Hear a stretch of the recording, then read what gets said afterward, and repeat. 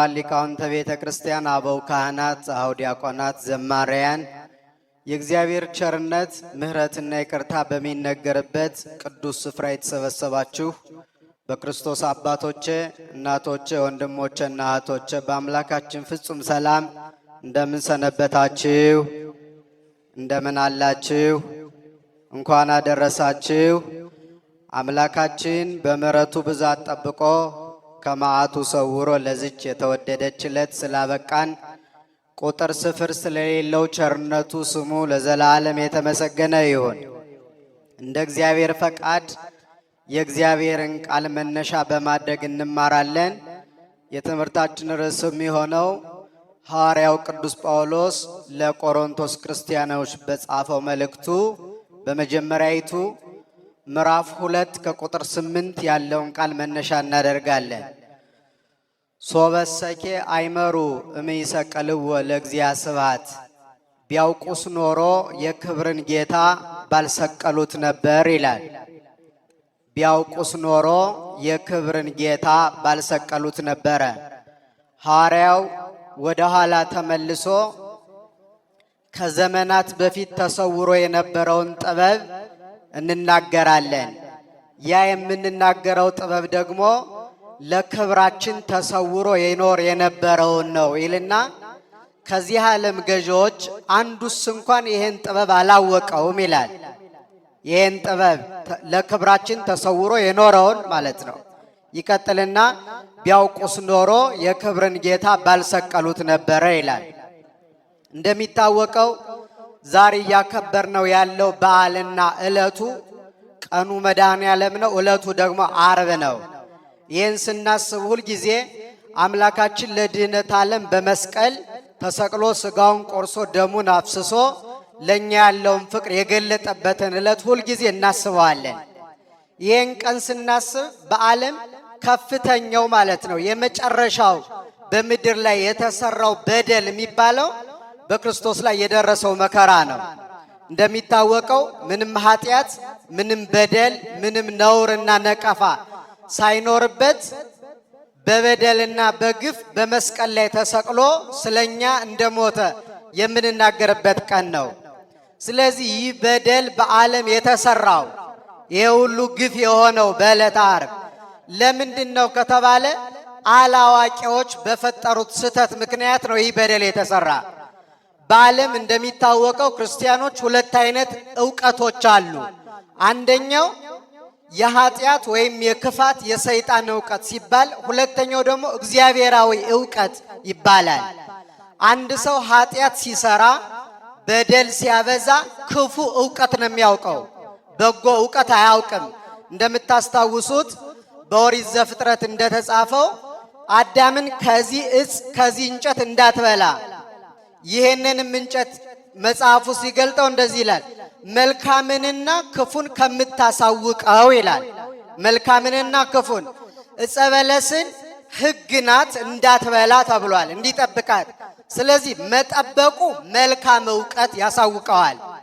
አለመጠበቁ መብላቱ ደግሞ ክፉ ዕውቀት ያሳውቀዋል። ክፉ ዕውቀት ምንድን ነው? ከእግዚአብሔር መለየት፣ ጸጋን ማጣት፣ ክብርን ማጣት፣ ከጸጋ መራቆት እና እርቃንን መሆን ነው። በጎ ዕውቀት ደግሞ አባቶቻችን እንደነገሩን ይችን እንጨት ቢጠብቃት አዳም በየአንድ ሺህ ዓመቱ ዕፀ ሕይወት የምትባል ዕፅ የሚታደስበት የሚያድግበት በሕይወት የሚኖርበት ዕፅ እግዚአብሔር ስላስቀመጠለት ያችን እየበላ በየአንድ ሺህ ዓመቱ እየታደሰ 8000 ዓመት ሲመላው ወደ መንግሥተ ሰማያት ይገባ ነበረ። ነገር ግን ክፉን ዕውቀት ስላወቀ ለዚህ ጸጋ ሳይበቃ ቀርቷል። ስለዚህ አንድ ሰው ኃጢአት ሲሰራ የሚያውቀው ክፉ ዕውቀትን ነው። ከእግዚአብሔር ከመለየት በላይ ክፋት፣ ጸጋን ከማጣት ክብርን ከማጣት በላይ ክፋት የለም። ስለዚህ በዚህ አሁን ባነሳነው ርዕስ በዚህ ዓለም የተሰራው በደል ምንድን ነው ከተባለ ዕውቀት፣ እውነተኛ ዕውቀት፣ በጎ ዕውቀት በሌላቸው አካላት መካከል ምክንያት አምላካችን በመስቀል ተሰቅሎ በጽኑ መከራ ዓለምን አድኗል። ሞቱና መከራው ለኛ ክብራችን ቢሆንም ለሱ መከራ ምክንያት የሆኑ ሰዎች ግን ከፍተኛ በደልና ጉዳት ደርሶባቸዋል። ስለዚህ ሐዋርያው ምን ይላል? ቢያውቁስ ኖሮ የክብርን ጌታ ባልሰቀሉት ነበረ ይላል። በነገራችን ላይ ክርስቲያኖች በዓለም ለመጀመሪያ ጊዜ በጎቹ አርደው የበሉት እረኛ መድኃኔዓለም ነው ሆኖ አያውቅም። በበጎቹ የተበላ እረኛ። በዚህ ዓለም እንደምናውቀው እረኞች በግ ጠብቀው በጎቹን አርደው ይበላሉ፣ ወይም ቆዳቸውን ገፈው ይለብሳሉ፣ ወይም ይሸጧቸዋል። በዛሬው ዕለት የሆነውን ስናስብ ግን ከዚህ የተለየ ነው። በጎቹ አርደው የበሉት የሸጡት፣ ልብሱን የገፈፉት በጎቹ ማለት ነው። ስለዚህ ትልቅ በደል ነው። ይህ በደል በምን መጣ ካላችሁኝ ያለ ዕውቀት የመጣ ነው። በዘመናችን በዓለም በጠቅላላ የሚመጣው ጥፋት ከዕውቀት ማጣት ነው። የተወደዳችሁ የእግዚአብሔር ቤተሰቦች ዕውቀት ማለት ፊደልና ቁጥር ማወቅ አይደለም። ሀለ ሐመረሃ መ ኤቢሲዲ አይደለም ዕውቀት የሚባለው። ወይም አንድ ሲደመር አንድ ሁለት ነው አይደለም። ዕውቀት የሚባለው ክርስቶስ ነው። እስኪ ማን ነው አልኳችሁ? ክርስቶስ ነው ዕውቀት። ወደ እርሱ የማያደርስ ዕውቀት ሁሉ ዕውቀት አይባልም። በዚህ ዓለም መንፈሳዊ ዕውቀት አለ፣ ምኑን ዕውቀት አለ፣ አጋንንታዊ ዕውቀት አለ። አጋንንታዊ ዕውቀት ሰው የምንጎዳበት ዕውቀት ነው፣ በሰው ላይ ጉዳት የምናደርስበት። ምኑን ዕውቀት የሚባለው ደግሞ በዚህ ዓለም ብቻ የሚጠቅም እነ ፊዚክስ እነ ኬሚስትሪ ማለት ነው። መንፈሳዊ ዕውቀት ማለት ግን ወደ እግዚአብሔር መድረስ እግዚአብሔርን መምሰል ነው። የቸርነት አባት እግዚአብሔር እርሱን ወደ መምሰል እንዲያደርሰን ቅዱስ ፈቃዱ ይሆንልን። አሁን ተመልከቱ፣ ከዓለም የጎደለው ዕውቀት ይሄ ነው። በአብዛኛዎቻችን ዘንድ ምኑን ዕውቀት አለ? ኃላፊ ማለት ይሄ ነው። ሰይጣናዊ ዕውቀት ብዙ ሰዎች ጋር አለ። ወደ እግዚአብሔር የመድረስ እርሱን የመምሰል ዕውቀት ግን ከሰው ተሰውሯል። ይህ ሲሆን ደግሞ በዓለም ተሰርቶ የማይታወቅ በደል ይሰራል። መንፈሳዊ ዕውቀት ከሰው ልቡና ከተሰወረ ማለት ነው። ይህን በመማር ብቻ እናመጣውም፣ ወደ እግዚአብሔር በመቅረብም ጭምር ነው። ለዚህ ነው ሐዋርያው ቢያውቁስ ኖሮ ሕዝቦቹ የገደሉት ሰቅለው የገደሉት አማናዊ ንጉሥ በሽተኞች የሚያድናቸውን ባለመድኃኒት ሐኪሙን ሲገሉት አሰቡ። የሚመረምራቸው በሽታቸውን የሚያውቅ እርሱ ነው። ግን ሐኪማቸውን የገደሉ በሽተኞች፣ እረኛቸውን የገደሉ በጎች። ይህ የሆነው በምንድን ነው? ያለ ዕውቀት በመኖር ምክንያት ነው። አሁን አስቀድሜ እንደነገርኳችሁ ይህ ዕውቀት እግዚአብሔርን ወደ ማወቅ የምንደርስበት ነው። ብዙ ያልጠበቅናቸው ሰዎች ወደዚህ ዕውቀት አድገዋል፣ ወደ እግዚአብሔር መጥተዋል፣ እርሱን ወደ መምሰል ከፍ ከፍ ብለዋል። በአንድ የቤተ ክርስቲያናችን ገዳም በዚህ በእስክንድርያ በገዳም አስቄጥስ አንድ አባ አርሳኔዎስ የሚባል ቅዱስ ይታወቃል። ይህ አባት በቤተ ክርስቲያን ዕውቀት እጅግ በጣም የተካነ፣ በተለይ ደግሞ በዓለሙ ዕውቀት በዘመኑ የግሪክና የላቲንን ዕውቀት ማወቅ እንደ ትልቅ አዋቂነት ይቆጠር ነበረ። በእኛ ዘመን አንዳንድ እንግሊዘኛዎችን መናገር የዕውቀት ጥግ እንደምናረገው ማለት ነው። በዚያ ዘመን የግሪክ ስልጣኔ ስለነበረ እንደ ዕውቀት እንደ ትልቅ ዕውቀት ይቆጠር ነበር ግሪክ ቋንቋ ላቲን ማወቅ ማለት ነው። እና ከዕለታት አንድ ቀን ግን በገዳሙ አንድ ሽማግሌ ገበሬ መንፈሳዊ አባት የእግዚአብሔር ቸርነት የተደረገለት ከጸጋው ከጣዕሙ የቀመሰ አንድ ቅዱስ አባት አለ። የግሪክ ቋንቋ አያውቅም፣ የላቲን አያውቅም፣ ሌላ ዕውቀት ፊደል አያውቅም፣ ቁጥር አያውቅም። ገበሬ ነው፣ ግን እግዚአብሔርን ወደ መምሰል አድጓል። በእያንዳንዱ ጉዞ ሁሉ እግዚአብሔር ከእርሱ ጋራ ነው። ከዚህ አባት ጋራ የነበረ መድኃኔዓለም ክርስቲያኖች ከኛም ጋር ይሁን። እግዚአብሔር ከእርሱ ጋር ሆኖለታል። ዕውቀት ማለት ይሄ ነው። ምንም ብናውቅ እግዚአብሔር ከተለየን በጨለማ እንጂ በብርሃን አይደለም ምንኖረው። ከክርስቶስ ጋር አይደለንም። ዕውቀት ማለት እርሱ ነው። ጥበብ ማለት እርሱ ነው። ለዚህ ነው ቅዱስ ኤጲፋኒዎስ በቅዳሴው የጥበብ ሀገሯ ወዴት ነው ብሎ ይጠይቃል።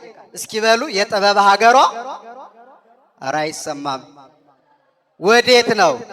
አሁን የት ነው ተብሎ ቢጠየቅ መልሳችን ምን? ጥበብ ማን ነው ብለናል? ክርስቶስ ነው፣ መድኃኔዓለም ነው። የጥበብ ሀገሯ ወዴት ነው ብሎ ይጠይቅና ሲመልስ ጥበብሰ መድኃኒነ ውእቱ ዘቤዘወነ በጥብሐ ሥጋሁ ወተሳየጠነ በንዝሐተ ደሙ ወሐረየነ ለመንግሥቱ። በስጋው መቆረስ በደሙ መፍሰስ የገዛን የዋጀን ከመንጸፈ ደይን ከእግረ አጋንንት መረገጥ ያወጣን ለመንግስቱ የመረጠን ለዘላለማዊ ክብር ያጨን ጥበብ ዕውቀት ማለት አለ ክርስቶስ ነው አለ። ማን ነው? ክርስቶስ ነው። ስለዚህ ይህም አባት ወደዚህ ዕውቀት ደርሶ ነበርና አባ አርሳኔዎስ ይህን ስለተረዳ ሄዶ ክርስቶስ እንዴት አገኘው ለዚህ ዕውቀት እንዴት በቃ ብሎ ይህንን አባት ይጠይቀዋል። እግዚአብሔርን ያገኘሁት በትህትና ነው፣ በፍቅር ነው፣ በርራዬ ለዚህ ዕውቀት የደረስኩት በዚህ ነው እያለ ሲያስረዳው አንድ ጀማሪ መነኩሴ በቅርቡ የመነኮሰ ማለት ክርስቲያን ቀረብ ብሎ አባ አርሳኔዎስ እንደዚህ ያለው አንተ የግሪክና የላቲንን ቋንቋ ጠንቅቀህ የምታውቅ ስትሆን ከዚህ መሐይም ገበሬ ምን ዕውቀት ይገኛል ብለህ ነው የምትጠይቀው አለው ይላል ዜና ሕይወት።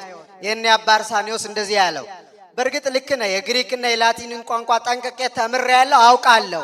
ግን ይህ አባት ከደረሰበት መንፈሳዊ የፊደል ገበታ ግን ገና አልደረስኩም አለ። ተምሯል ግን አልደረሰበትም፣ አላወቀውም። ዕውቀት የሚባለው ክርስቶስ ስለሆነ ስለዚህ በጌታ መሰቀል ታሪክ ውስጥ ጥፋት የሰሩት የማይደረገውን ያደረጉት ሰው ያለ ዕውቀት ነው። ዕውቀት ያውቃሉ፣ ኦሪት ያውቃሉ፣ ሕግ ያውቃሉ። መንፈሳዊ ዕውቀት ግን ስላልነበራቸው ንጹሕን ጌታ በመስቀል ላይ እርቃኑን ሰቀሉት። ባለማወቅ ክርስቲያኖች ባለማስተዋል እግዚአብሔርን የሚያሳዝን ስራ እንዳንሰራ እርሱ እግዚአብሔር በቸርነቱ ይጠብቀን። የተወሰኑ ማሳያዎችን ላንሳላችሁ። ሳያውቁ በደል የሰሩት እንዳንመስላቸው እኛም በዘመናችን ቅድም እንደነገርኳችሁ ዕውቀት ስለተሰወረ ነው በዓለም የሁሉ ጥፋት የመጣው። ታያላችሁ በዓለም ያለውን ጦርነት እየተሳበቀ ነው እንደምትሰሙት በየዜናው። መቼ ኒውክሌር ይተኮሳል ተብሎ ይጠበቃል። ይህ ሁሉ የጦርነት አዋጅ ካለ ዕውቀት የመጣ ነው። ካለ ዕውቀት ካለ ማወቅ።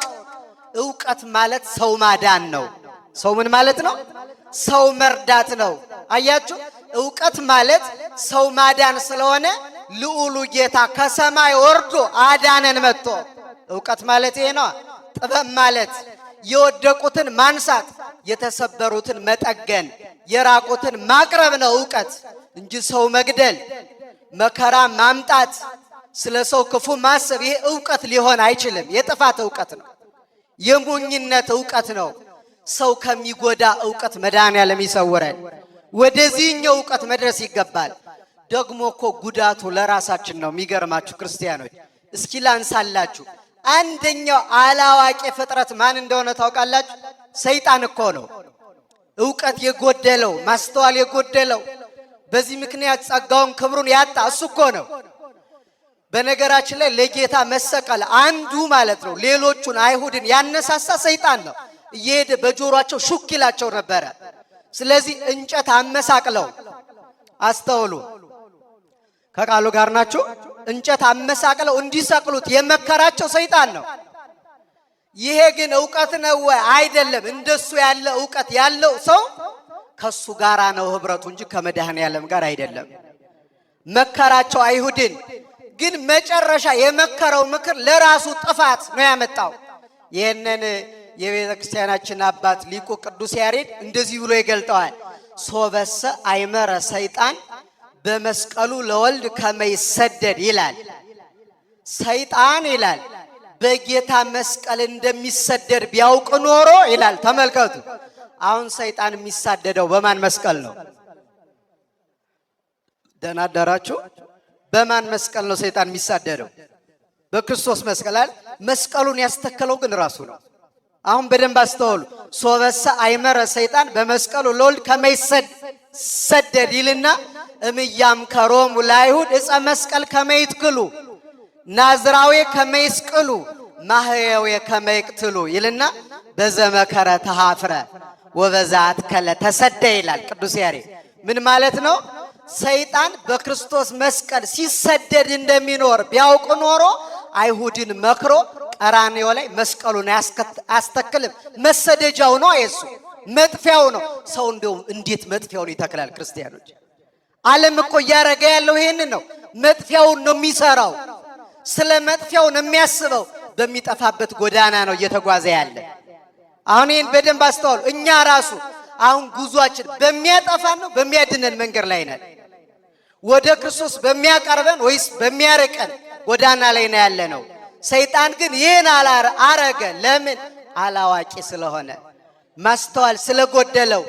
እምያም ከሮም ለአይሁድ ዕፀ መስቀል ከመይትክሉ መስቀሉን እንዲተክሉ አይሁድን አይመክራቸውም ነበር። ናዝራዌ የናዝሬቱ ኢየሱስ ክርስቶስን ከመይስቅሉ እንዲሰቅሉት አይመክራቸውም ነበረ። ማህየው ከመይቅትሉ አዳኙን መድኃኒቱን እንዲገሉ አይመክራቸውም ነበር። ለምን? በተሰቀለበት መስቀል ሲሰደድ ይኖራል።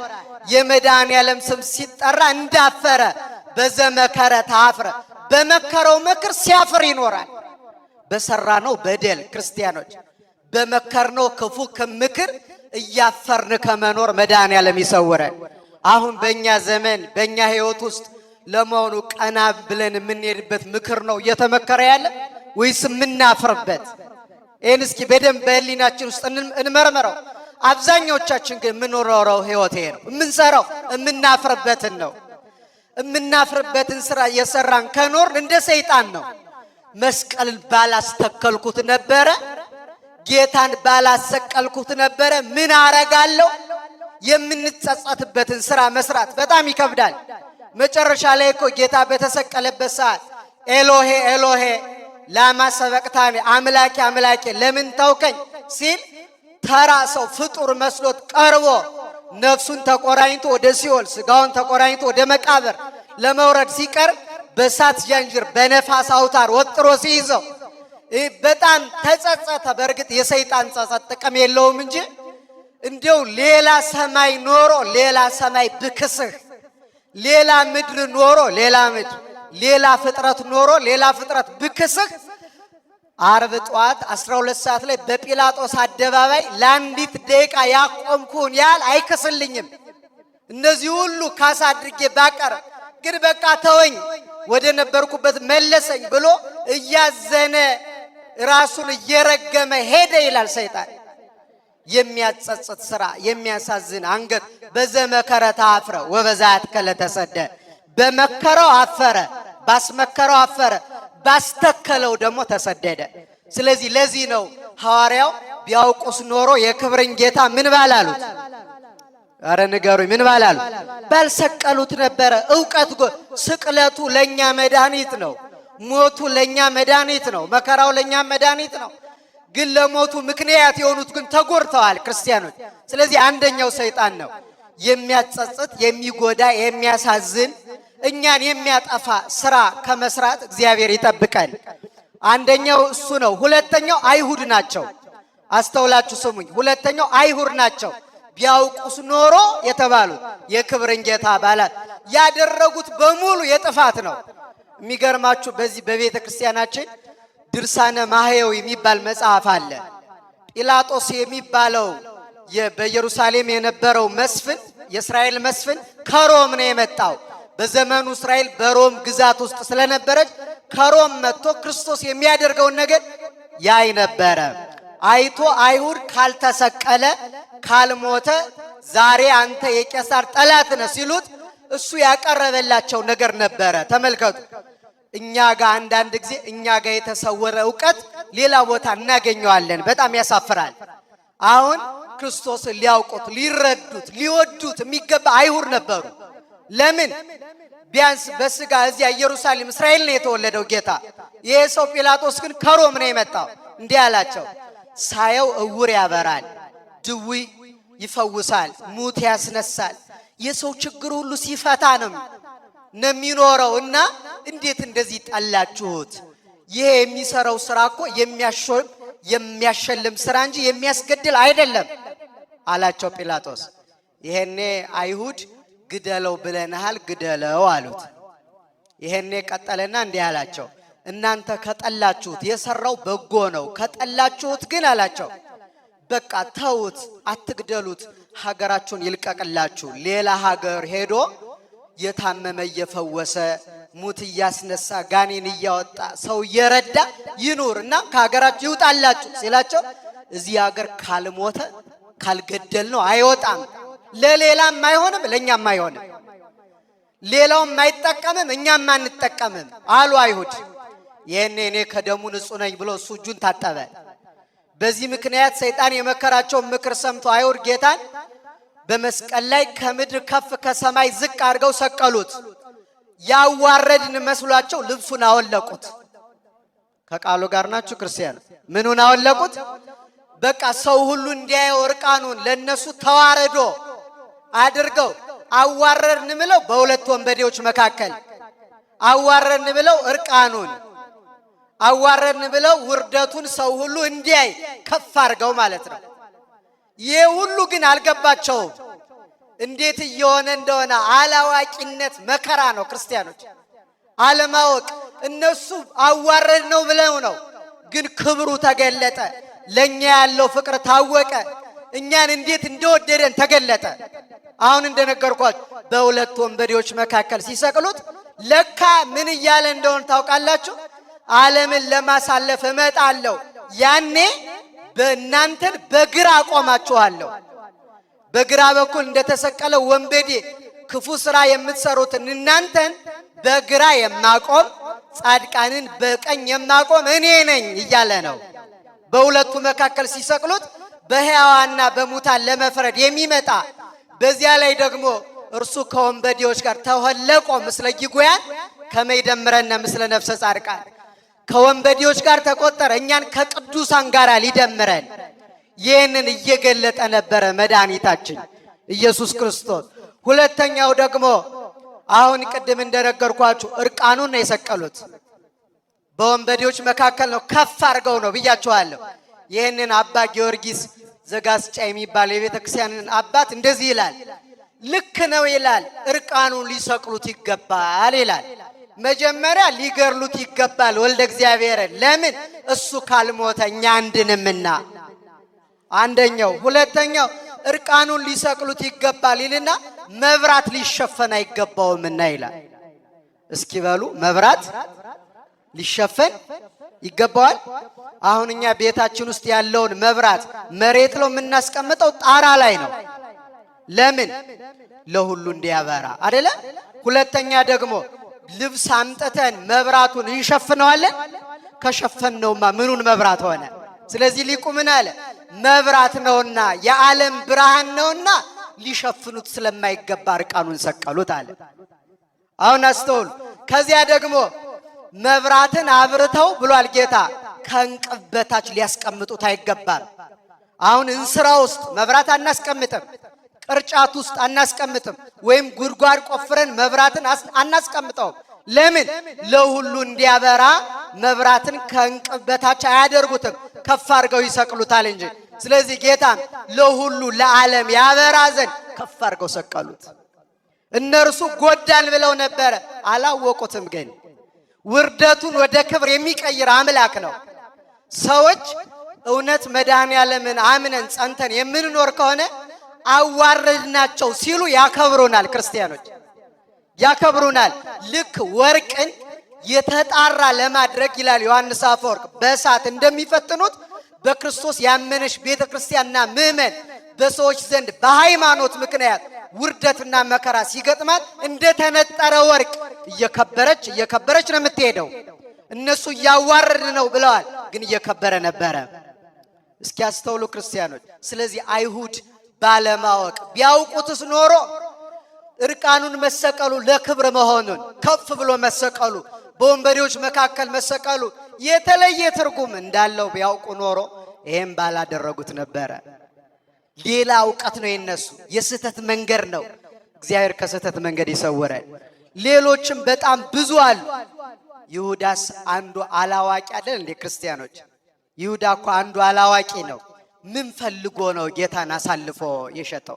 ይህን በደንብ እንድትሰሙኝ ይፈልጋል። ምንድነው የፈለገው ይሁዳ? ከክርስቶስ የሚፈልገው ምንድነው? አንድና አንድ ክርስቲያኖች ገንዘብ ነው የሚፈልገው።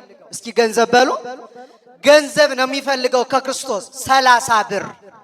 ለምን ከተባለ የይሁዳ የሚስቱ ወንድም በርባን የሚባል ሽፍታ ነው።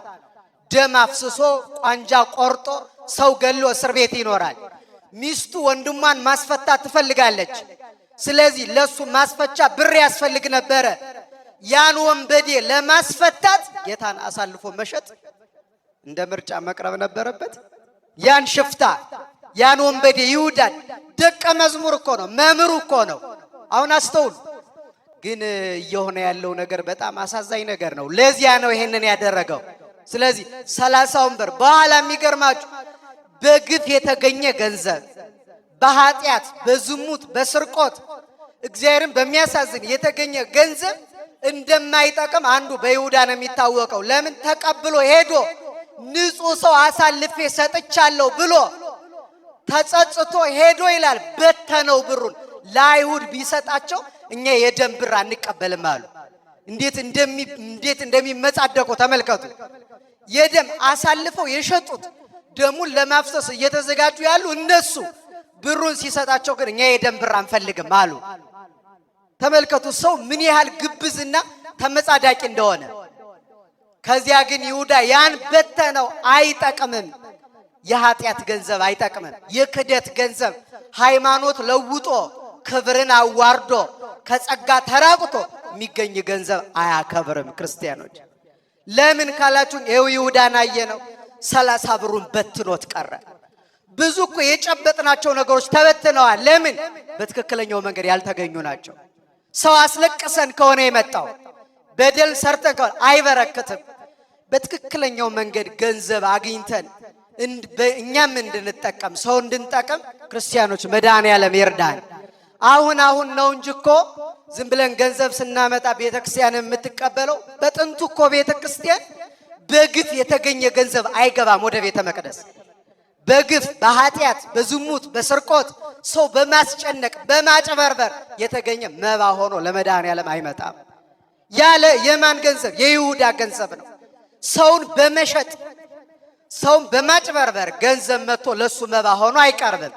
የይሁዳ የሆነው ይሄ ነው። ያም ብሎ ሸጠው። እስኪ አሁን ተመልከቱ። ለገንዘብ ብሎ ነው የሸጠው።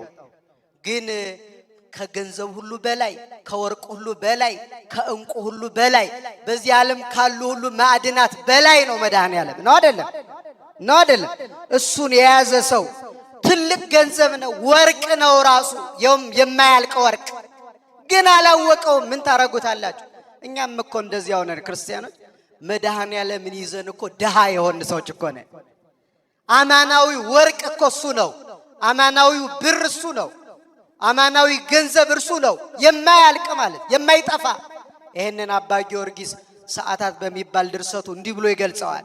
ወርቅ ዘተመከአበ ወመድፍን ዘተረከበ ምናን ዘበዝሃ ወመክሊት ዘረባ ውእቱ ኢየሱስ ክርስቶስ። የማይነጥፍ ወርቅ የማያልቅ ወርቅ ክርስቶስ ነው። እርሱን ግን አሳልፎ ሸጠው። በነገራችን ላይ በድንጋይና በወርቅ በአፈርና በእንቁ መካከል ያለው ልዩነት እንድንለይ የሚያደርገን ምንድን ነው? ዕውቀት ነው አይደለም? ደህና አደራችሁ? ይሰማችኋል? አሁን ተመልከቱ። በመንገድ ስትሄዱ የሆነ ቦታ ላይ ጠጠር ወድቋል። ከጎን ደግሞ ወርቅ ቢወድቅ ወርቁንና ጠጠሩን ለይታችሁ ታውቃላችሁ? አታውቁም መሰለኝ። በቅታችኋል መሰለኝ። ቅዱሳን ሲበቁ እዚህ ላይ ጠጠርና ወርቅ ቢያገኙ አይለዩትም። በነገራችን ላይ አሁን አንድ ወንድና አንዲት ሴት እየሄዱ ወንድና ሴት አይለዩም ቅዱሳን ሲበቁ ማለት ነው።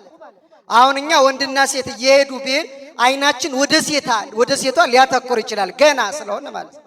ገና ስጋዊ ፈቃድ ስላልጠፋልን። ወርቅና አፈር ብናይ ይሄ ወርቅ ነው ብለን አፈሩን ትተን ወርቁን እንወስዳለን። ቅዱሳን ግን አይለዩትም። ለነሱ ወርቁም አፈር ነው። በእውነት በረከታቸውን ያድለን። አሁን እንደዚህ ይደረጋል፣ እኛ እንለየዋለን። ይህን የምንለይበት መስመር ዕውቀት ወይም ጥበብ ይባላል። ይህ ወርቅ ነው፣ ይህ አፈር ነው። መንፈሳዊ ዕውቀትም ሲጠፋ በ30 ብርና በክርስቶስ መካከል ያለው ልዩነት ይጠፋናል። በገንዘብና በክርስቶስ በሰውና በገንዘብ መካከል ያለው ልዩነት ይጠፋል። ምን ሲጠፋ? ዕውቀት፣ ማስተዋል፣ ጥበብ፣ መንፈሳዊ ልልና ሲጠፋ እንደዚህ ይሆናል። ይሁዳ የጠፋው ይሄ ነው። እየሸጠው ያለውን አላወቀው። አንዳንድ ነጋዴ ከመረጃ እጥረት የተነሳ ውድ ዋጋ በርካሽ ሊሸጥ ይችላል። መረጃ ሳይኖረው ቀርቶ ማለት ነው። ውድ ዋጋ ነው የሸጠው፣ ግን በርካሽ ነው። ይሁዳ የገጠመው ይሄ ነው። ዕውቀት በማጣቱ ምክንያት ውዱን ዕቃ ውዱን ወርቅ በርካሽ ሸጠው በ30 ብር። ያወቁት የተረዱት ቅዱሳን ሐዋርያት ግን ምን አረጉ መሰላችሁ? ተቀበሉት ያን ወርቅ ክርስቶስን። በምን?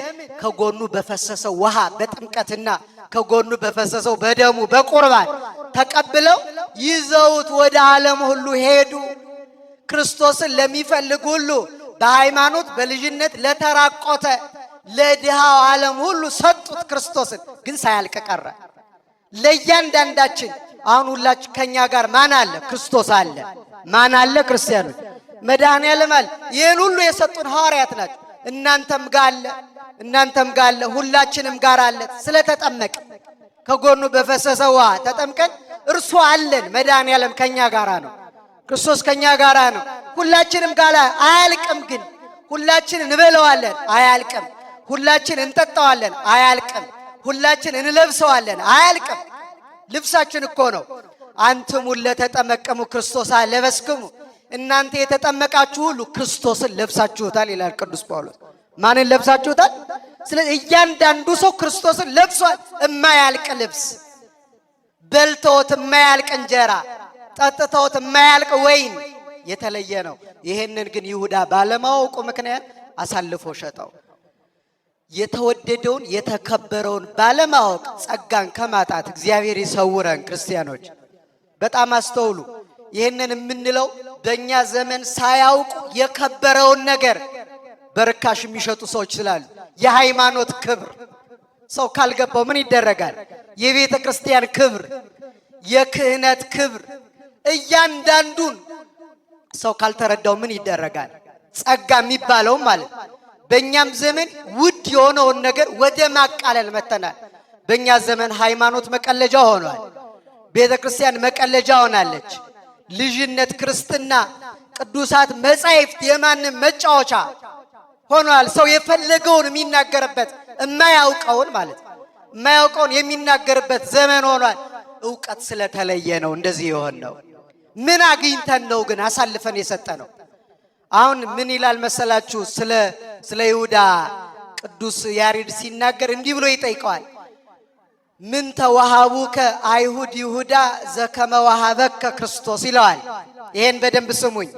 ይሁዳ ሆይ ይለዋል ቅዱስ ያሬድ፣ ክርስቶስ ከሰጠህ የተሻለ አይሁድ ምን ሰጥተውህ ነው ክርስቶስን አሳልፈ የሰጣቸው ብሎ ይጠይቀዋል። እየሰማችሁ ነው? አሁን ተመልከቱ። ለይሁዳ ክርስቶስ ምን ሰጥቶታል? የመጀመሪያው ማዕረግ፣ እስከ ፓትርያርክነት የሚደርስ ማዕረግ። ሁለተኛው ጸጋ፣ ሀብተ ክህነት፣ ሙት እስከ ማስነሳት የሚደርስ ጸጋ ክርስቶስ ለይሁዳ ሰጥቶታል። ሐዋርያ አርጎታል። ልጅነት ሰጥቶታል። ክብር ሰጥቶታል። ክህነት ሰጥቶታል። ትንሣኤ ዘጉባኤ፣ መንግሥተ ሰማያት፣ ቤተ ክርስቲያን፣ ሃይማኖት፣ ይህ ሁሉ የተገኘው ከክርስቶስ ነው። ይህን ሁሉ ሰጥቶት አይሁድ የሰጡት 30 ብር ብቻ ነው። ስለዚህ ጌታን አሳልፎ ሰጥ ምን የተሻለ አግኝቶ ነው ግን ሰው? ይሄ ጥያቄ ለእኛም ይሰራል። ክርስቲያኖች ሰዎች ምን አግኝተው ነው አንዲቷን የቀናችውን የሐዋርያት ሃይማኖት ትተዋት ሄዱ? ምን የተሻለ አግኝተው ነው? እስኪ ጠይቁት። ይሄን ቤተ ክርስቲያንን አንዳንድ ሰዎች አሳልፎ የሰጡ ምን የተሻለ ክርስቶስ ከሰጠን የተሻለ ምን አግኝተን ነው? እሱን ተውትና ክርስቲያኖች አሁን በዘመናችን እኛ በተግባር በአፋችን ከዓለምና ከክርስቶስ ማንን ትመርጣላችሁ ቢባል ማንን ነው የምንለው? ክርስቶስን አይደል? በተግባር ግን መሬት ላይ በምንኖረው ሕይወት ከክርስቶስ ይልቅ ማንን አስቀድመናል? ማንን አስቀድመናል? ዓለምን አስቀድመናል። የታወቀ ነው። አንድ የነገረ መለኮት ሊቅ እንደዚህ ብሎ ያስተምራል። የሚገርማችሁ የእኛን ዘመን ሲገልጥ ግን ምን አግኝተን ነው ክርስቶስን ከሁሉ በኋላ ያደረግነው? ከሁሉ በታች ያደረገው ምን የተሻለ ዓለም ሰጣን? ታውቃላችሁ? ጦርነት ነው፣ ሰላም የለም፣ መከራ የለም፣ በሽታ ነው፣ ረሃብ ነው፣ በየጎዳናው ሰቆቃ ነው። ምን ሰው እና ይሄን እያየ ሰው ከዓለም ይልቅ ክርስቶስን ሊመርጥ ሲገባው ይሄንኑ መርጦ ይሄዳል። እና ምን ይላል መሰላችሁ? ይሄ ነገረ መለኮት ሊቅ ስለ አንድ መስቀል ከይቅርታ ጋር አንድ በምሳሌ ላስረዳችሁ። አባታችን መስቀሏን ቢሰጡኝ ይቅርታ። በጣም ይቺ መስቀል ታያችኋለች? አይታያችሁም? ከኋላ ያላችሁ ይታያል። ይሄ መስቀል ይላል ይሄ ቤተ ክርስቲያን አባት። ከላይ ያለው ይላል ቤተ ክርስቲያን የመስቀል ሕይወት ነው ያላት ይልና ከላይ ያለው እግዚአብሔር ነው ይላል። ከመስቀሉ ጫፍ እስኪ በሉላችሁ ማን ነው ያለው? ከመስቀሉ ጫፍ ማን ነው ያለ? ከሁሉ በላይ በቤተ ክርስቲያን ማን ነው? በክርስቲያኖች ሕይወት ውስጥ ሁሉ ጊዜ ከሁሉ በላይ እግዚአብሔር ነው፣ መድኃኔዓለም ነው። መሃል ላይ ያለው ይሄ ጌታ መስቀሉ ያለበት መሃለኛዋ ደግሞ ሴንተሯ ደግሞ ሰው ነው። እስኪ ሰው በሉ። ሰው ነው መሃሉ ማለት ይቺ ይሄ እግዚአብሔር። ከዚህ ከሰው በታች ደግሞ ያለው ይህ ዓለም ነው። ምን በለው ምን ጠጣው ለሰው የሚያስፈልገው የሰው ሀብት የሚባለው ሪሶርስ የሚባለው ነው። እሱ ነው እዚህ ታች ያለው ለሰው ያስፈልገዋል።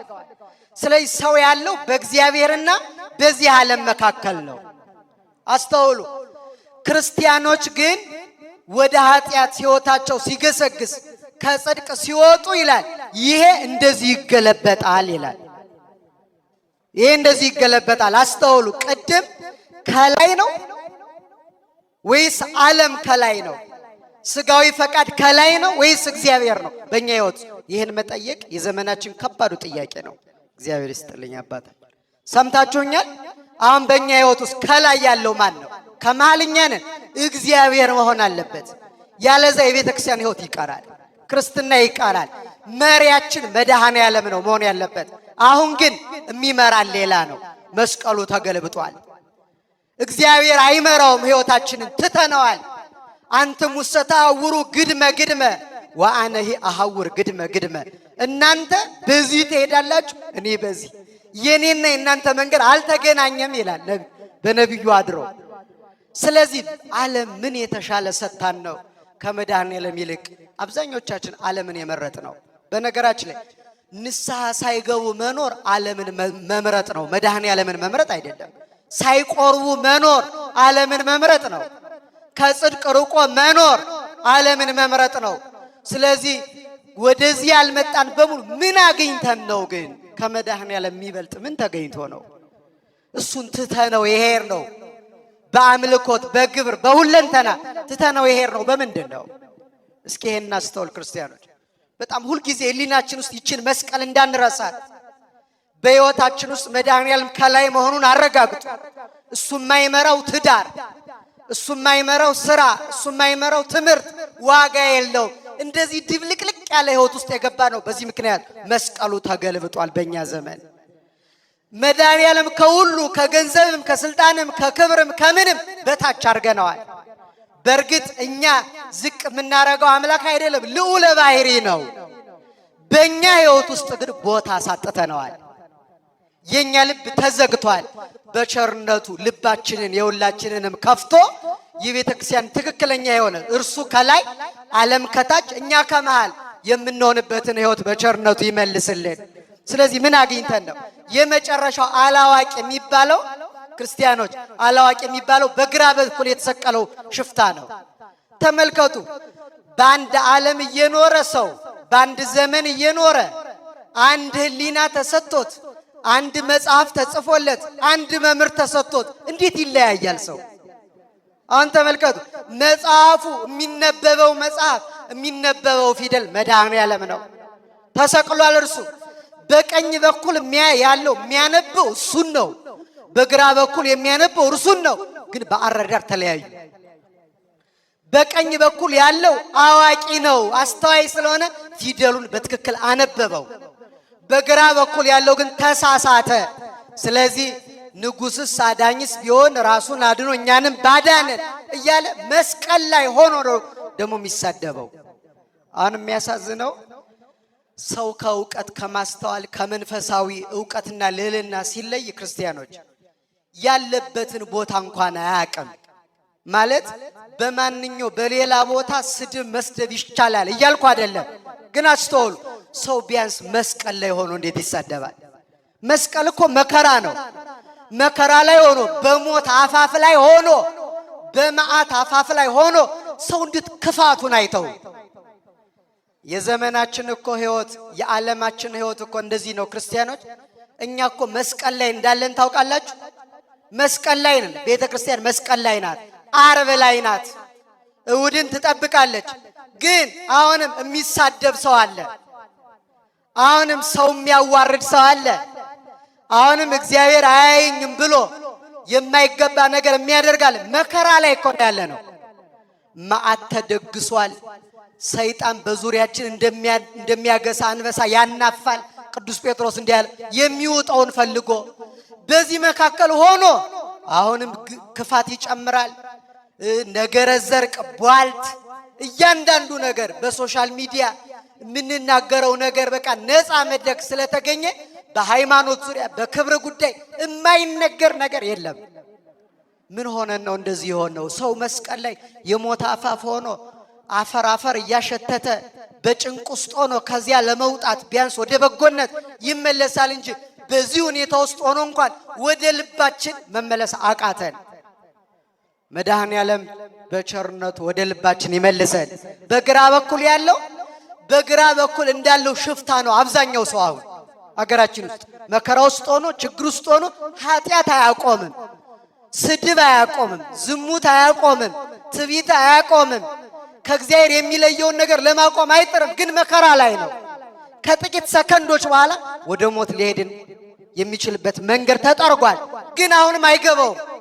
እንዳይገባው የሚያደርግ ምንድን ነው ካላችሁ አለማወቅ ነው። የትኛው ዕውቀት እግዚአብሔርን ወደ መምሰል የሚያደርሰው ዕውቀት?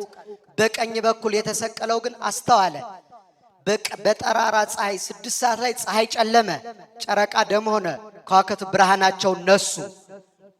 መቃብር ተከፈተ፣ ሙታን ተነሱ፣ ድንጋዮች እንደ ዳቦ ተቆራረሱ። የቤተ መቅደሱ መጋረጃ ከሁለት ተሰነጠቀ። ሲያየው ከጎኑ ያለው አእምሮውን ተጠቅሞ ሁኔታዎችን አይቶ ከጎኑ ያለው ተራ ሰው እንዳልሆነ ገባው። ፍጡር እንዳልሆነ፣ አማላጅ እንዳልሆነ፣ ዘላለማዊ ንጉሥ እንደሆነ ሲገባው ቀና አለ ወደ ሰማይ።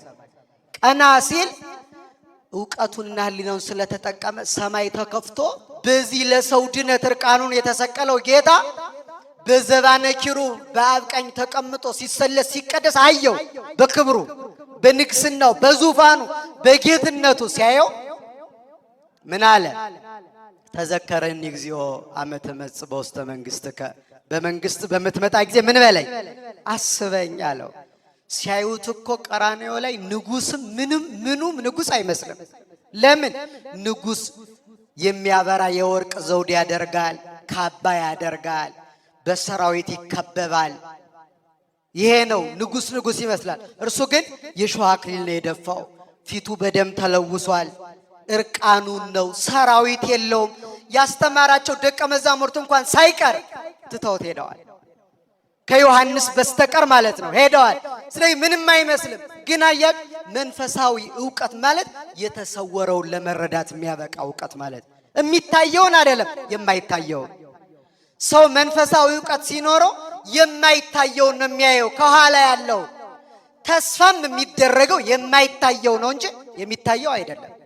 አሁን በዚህ ዘመን ትክክለኛ ዕውቀት ያለው ሰው በዚህ ዓለም በድንጋይና በእንጨት የተሰራችውን ቤተክርስቲያን ብቻ አይደለም የሚያየው፣ በብርሃን የተከበበችውን ከዚህ ጀርባ ያለችውን ሰማያዊቱን ቤተክርስቲያን ነው የሚያየው። የማትቃጠለውን የማትፈርሰውን ማለት ነው። በዚህ ዓለም በምትሆነው ድካሙ አይቶ አይሰናከልም። ለምን? መንፈሳዊ ዕውቀት አለው። ያችኛዋን የሚዳሰስ አካል ያላት የማይዳሰስ አካል ደግሞ ያላት ቤተክርስቲያን ናት። ሁለት እኮ ናት። አንደኛዋ በተጋድሎ ያለችው፣ ሁለተኛ ደግሞ ተጋድሏን የፈጸመችው ትባላለች። አሁን በተጋድሎ ያለችው የኛ ህብረት ናት፣ ይቺ ናት። ያችኛዋ ግን የሰማዕታት፣ የጻድቃን፣ የደናግል፣ የመነኮሳት ህብረት ናት። ያችን ያያል። ይህኔ ተስፋ አይቆርጥም። መድኃኔዓለም ተስፋ ከመቁረጥ ይሰውረን። ስለዚህ አየው፣ የማይታየውን ማየት ነው ዕውቀት ማለት፣ የተሰወረውን መረዳት። ቀና ብሎ ሳይ በመንግስቷ እንዲያ ብሎ ተናገረ። ከዛ ይህንን ቅድም እንደነገርኳችሁ ታላቁ አባታችን የቤተ ክርስቲያናችን አባት ቅዱስ ያሬድ ይጠይቀዋል። ምን ብሎ? ኦ ፈያታይ መኑ መሐረከ ወመኑ ነገረከ ታይምር ዘንተ፣ ክርስቶስን ታውቀው ዘንድ። ዕውቀት ማለት ይሄ ነው ብለናል አይደል? ወደ ክርስቶስ መቅረብ ነው፣ እሱን ማወቅ ነው፣ ከእርሱ ጋር መኖር ነው፣ እርሱም መብላት ነው፣ እርሱም መጠጣት ነው፣ እርሱም መልበስ ነው ዕውቀት ማለት።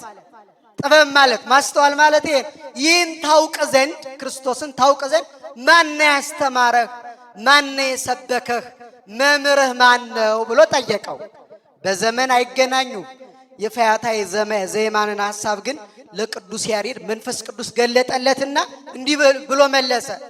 ነቢያተ ኢሃተትኩ ወሐዋርያተ ኢተሎኩ ነቢያትን ትንቢተ ነቢያትን አልመረመርኩም፣ ከነቢያት አንዱም አላስተማረኝም፣ ሐዋርያትንም አልተከተልኩም፣ አላወቅኩም፣ አልጠየቅኩም ይልና ሶበሬኩ አመንኩ አላ ፀሐይ ቀጸበተኒ ሶበሬኩ አመንኩ ኃይለ መስቀሉ መድኃኒተ ኮነን ያለው።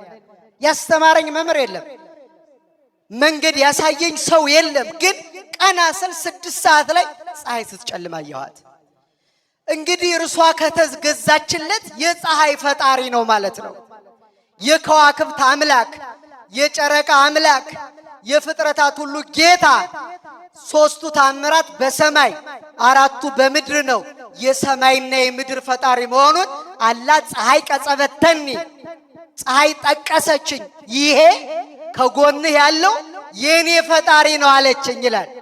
የኔ ፈጣሪ ነው ስትለኝ ሶበሬኩ አመንኩ ባየሁት ነገር አመንኩ አወቅኩ፣ ኃይለ መስቀሉ የመስቀሉ ኃይልም መድኃኒት ሆነኝ ይላል። ክርስቲያኖች መድኃኒት ሰው ሲያውቅ ወደ ክርስቶስ እንደዚህ ይቀርባል፣ ሳያውቅ ደግሞ ይርቃል። በማስተዋል በእውቀት በጥበብ ተመላልሰን ወደ መድኃኔዓለም ቀርበን በስጋ በነፍስ አርፈን እንድንኖር እርሱ በቸርነቱ ይርዳን።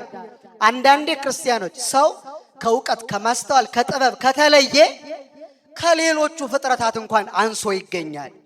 ነቢዩ ዳዊት እንደተናገረው ሰብሰ ክቡር ውእቱ ዘያይመረ ወኮነ ከመ እንስሳ ዘአልቦ ልቦ ተመሰሎሙ።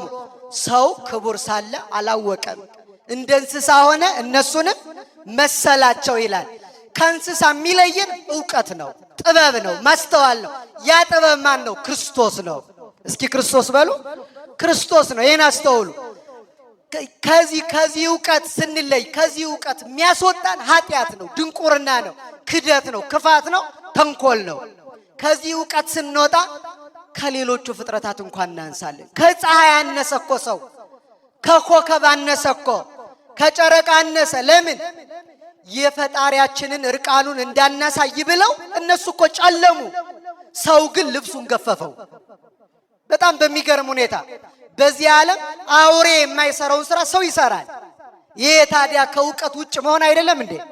በጣም የሚደንቀኝ ከጌታ መከራ ጋር በተያያዘ ሰው ልቡ ሲታወር ከማስተዋል ከጥበብ ውጭ ሲሆን በክፋት ሲያዝ ከዶሮ እንኳን ያንሳል። ከምን ያንሳል? እስኪ ንገሩ፣ ከምን ያንሳል? ጌታ በዕለተ ሐሙስ ማታ በአልዓዛር በወዳጁ ቤት የአዲስ ኪዳን የቁርባን ስርዓት ለደቀ መዛሙርቱ ሲያሳይ የአልዓዛርና ሚስቱ ማለት ነው ጌታን ስለሚወዱት ስለ ክብሩ ብለው ዶሮ አረዱለት ይላል። ቤታቸው ውስጥ ያለውን ዶሮ እዛ ያ ዶሮ ታርዶ ከተበላ በኋላ ይሁዳ ጌታን አሳልፎ ለመሸጥ ያስብ ስለነበርና እሱም ስለሚያውቅ ከናንተ መካከል አንዱ አሳልፎ ይሰጠኛል አላቸው። ከዚያ በኋላ ይሁዳ እንደሆነ ታወቀ። ወጥቶ ሲሄድ ይሁዳ ያን የተበላውን ዶሮ ጌታ በታምራት አስነስቶ ይሁዳን ሂድና ተከተለው፣ ከአይሁድ ሊቀ ካህናት ጋር ምን እንደሚመካከር ሰምተ መተ ንገረኝ አለው ለዶሮ። ተመልከቱ፣ ይሄን ማድረግ መድኃኔዓለም ይቻለዋል። ይቻለዋል አይቻለው? ዶሮም ከሞት አስነስቶ ለእርሱ አገልግሎት ያዋለው እንዲያገለግለው ያደረገ መድኃኔዓለም እኛን ከወደቅንበት ማንሳት ይችላል አይችልም? ችግራችን ያስወግዳል። አሁንም ያስወግድልን መድኃኔዓለም። አሁን ላከው ከሞተ በኋላ ሄዶ ከኋላ ምን እንደሚመካከር ጌታ እኮ የማያውቀው ነው አይደለም፣ ምን እንደሚሆን እኮ ያውቃል። አሁን እኛን ስሙን እንድንጠራው እንድንለምነው እንድንማጸነው ይፈልጋል እግዚአብሔር። በር አንኳኩ ይከፈትላችኋል ነው ያለው። የምንፈልገውን የማያውቅ መስሏችሁ ይሆናል? ለሱ ያለንን ቦታ እኮ እንድንገልጽ ነው፣ ፍላጎታችን እንድንገልጽ ነው እንጂ ዛሬ አሁን በልባችን ውስጥ የፈለግነውን ነገር ያውቃል አያውቅም? ያውቃል መድኃኔዓለም።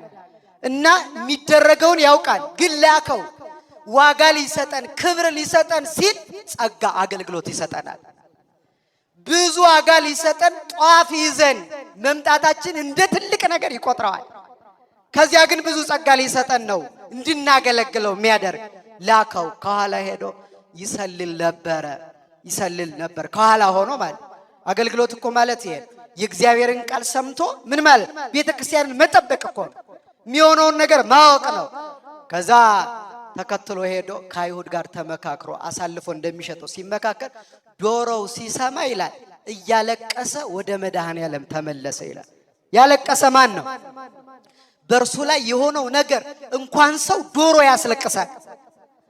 ግን ሰው ዕውቀት ከተለየው አይደለም ሊያለቅስ በሱ መከራ ልብሱን ገፋፊ ይሆናል፣ የሾህ አክሊል ደፊ ይሆናል፣ ጎታች ይሆናል፣ ገዳይ ይሆናል ማለት ይሄንን ያደርጋል። ካልገባው ምን ይሆናል? እግዚአብሔርን ሁልጊዜ መለመን ያለብን ክርስቲያኖች ራሱ በዚህ በቅዳሴ ጊዜ ጌታ ነግሮናል። እንዲህ ብላችሁ ለምኑኝ ሀበነ እግዚኦ አዕይንተ አእምሮ ወትረኪአከ ይራያ ዋይዛን ነሂ ቃለ ዘባይቲትከ ይስማ። እንዲህ ብላችሁ ለምኑኝ። ትልቅ ጸሎት ነው። የማስተዋል ዓይን ስጠን ብላችሁ የዕውቀት የጥበብ ዓይን አንተን ብቻ የምናይበት አንተን ብቻ የምንሰምበት የዕውቀት የማስተዋል የጥበብ ጆሮ ስጠን ብላችሁ ለምኑኝ ብሏል። ትልቁ ልመና እሱ ካለው ሁሉ ይሆናል። እነዚህ ከሌሉ ግን እንዴት እንሆናለን? ከፍጥረታት ሁሉ አንሰን ከብረን የተፈጠርነ ፍጥረታት ወርደን እንገኛለን። እና ዶሮ አለቀሰ። ይህን ሁሉ ላደረገ ጌታ እንዴት የሁሉ ምክር ብሎ እያለቀሰ መጣ ይላል። ከዛ ጌታ ምን ሆነ ነው አለው ዶሮውን። ይሁዳ አንተን አሳልፎ ለመሸጥ እየተመካከረ ነው አለው። ያዘዝኩን ስለፈጸምክ በመከራዬ ስለተሳተፍክ ያዘዝኩን አድርገህ ስለተመለስክ ስላለቀስክም ደግሞ በመከራዬ አንድ ዋጋ እሰጥሃለሁ አለው። አንድ ጥያቄ ልጠይቃችሁ ክርስቲያኖች፣ በዚህ ዓለም መቼም ዶሮ የማያውቅ ሰው የለም። አናውቅም አትሉኝም? ዶሮ እናውቃለን አይደል? እድሜው ምን ያህል ነው በዚህ ዓለም? የዶሮ እድሜ ጣራው ማለት ስንት ዓመት ነው የሚኖረው በምድር ላይ? እያንዳንዱ ፍጥረት የእድሜ ጣራ አለው። የእድሜ ጣራ አለው። የዶሮ የእድሜ ጣሪያ ስንት ይሆን ይመስላችኋል? አታውቁትም? የእድሜ ጣራዎች እኮ የዶሮን የእድሜ ጣራ የወሰናችሁት እናንተ ናችሁ። አሁን ለምሳሌ አሁን ያለ ዶሮ መቼ ነው የሚታረድ? የሐምሌ አቦ አይደለም? ደህና አደራችሁ። መቼ ነው የሚታረደው? ስለዚህ እድሜውን የምትወስኑት እናንተ ናችሁ። ስለዚህ ሰው ሲያርዶ ያበቃል ማለት። ስለዚህ አጭር ዘመን የሚኖር ፍጥረት ነው ዶሮ፣ ብዙ አይኖርም። ግን ምን እንደሆነ ታውቃላችሁ? በትክክል በዶሮነት ፍጥረቱ እንኳን በመሆኑ ሁለት ነገር ነው ያገኘው። አንደኛ ሆኖ በማያውቅ ሁኔታ ይህን ስላደረግክ አለው እኔ ዓለምን ለማሳለፍ እስክስመጣ ድረስ በሕይወት ትቆያለህ አለው። ያ ዶሮ እስካሁን አለ፣ አልሞተም። እግዚአብሔር ዋጋ የሚያሳጣ አምላክ አይደለም። ሐዋርያው እንዳለ ለስሙ ያደረጋችሁትን ፍቅር ይረሳ ዘንድ አመፀኛ አምላክ አይደለም። አይረሳውም። በብርድ ነው የመጣችሁት፣ ይረሳዋል? አይረሳው። እንኳን እግዚአብሔር ሰው ደህና ሰው ከሆነ ውለታ አይረሳም። እግዚአብሔር ከዚህ በላይ ነው። እስኪመጣ ድረስ እንዲኖር ረጅም ዘመናት ሰጠው። እሱ ብቻ አይደለም።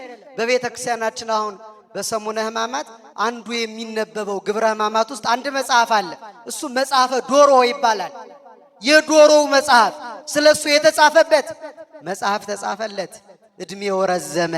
በእውቀት ተመላልሰን በሃይማኖት ጸንተን ለንስሐ ለሥጋው ደሙ በቅተን በምድር ላይ ረጅም ዘመናት ሰፊ ወራት ሲመጣ ደግሞ ዘላለማዊ ክብሩን መድኃኔዓለም ያጎናጽፈን። እግዚአብሔር ይስጥልኝ።